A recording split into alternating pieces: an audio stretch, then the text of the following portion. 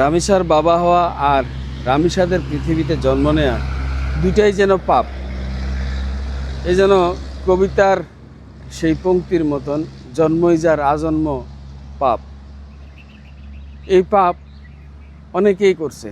আজকে রামিসার বাবা রাষ্ট্রের কাছে বিচার চায় না, হত্যার বিচার চায় না, কারণ সে বলছে যে এর আগে আপনারা কারো বিচার করে দেখাইতে পারেন নাই, সক্ষম হইতে পারেন নাই, সক্ষমতা দেখাইতে পারেন নাই।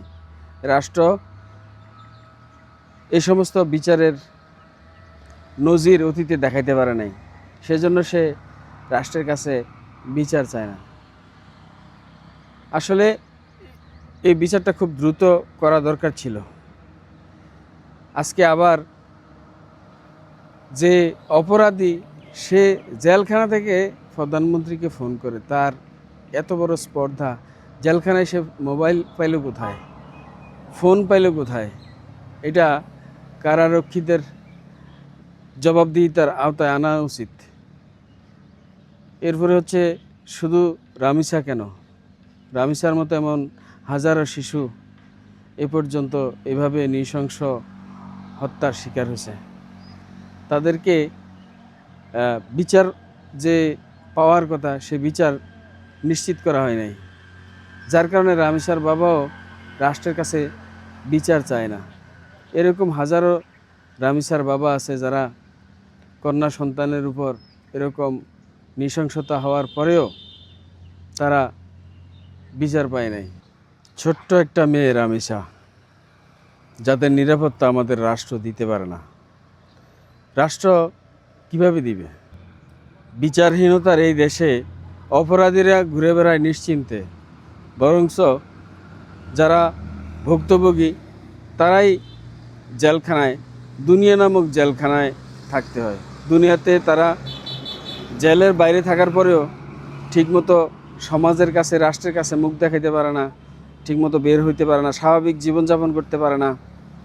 এই যে রামিসার বাবা সহ কুমিল্লার তনুর বাবা মা, তারা সবাই আজকে চুপচাপ, কিন্তু তারা তাদের কন্যার হত্যার বা নৃশংসতার বিচার আজও পায় নাই। বিচারের বাণী যেন নিভৃতে কাঁদে। আজকে সবাই আশ্বাস দেয়, কিন্তু এই বিচারগুলি কেউ আসলে প্রকৃতপক্ষে করে না। কোথায় সমস্যা, কী সমস্যা, আমাদের বিচার ব্যবস্থায় কী সমস্যা, এগুলি তো খুঁজে বের করা দরকার। যে রাষ্ট্রের স্বরাষ্ট্রমন্ত্রী নিজের কাজ বাদ দিয়ে সংবিধান মুখস্থ করায় জনগণকে, সে রাষ্ট্রের স্বরাষ্ট্রমন্ত্রীকে জবাবদিহিতার আওতায় নিয়ে আসা উচিত। বাংলাদেশে আর কোনো কন্যা সন্তান যেন রামিসার ভাগ্যবরণ করতে না হয়, আর কেউ যেন রামিসা হয়ে জন্ম না নেয়, এই আশা করি সবসময়। আর রামিসার বাবা এবং রামিসা যেন প্রকৃত অর্থেই তাদের বিচার পায়, এই আশা করি, এই প্রত্যাশা করি।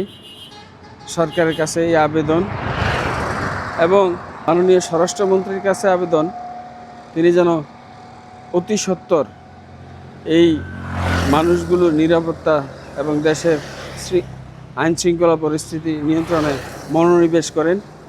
দেশের মানুষকে সংবিধান শেখানোর চাইতে তার গুরুত্বপূর্ণ কাজ হচ্ছে মানুষের নিরাপত্তা প্রদান করা।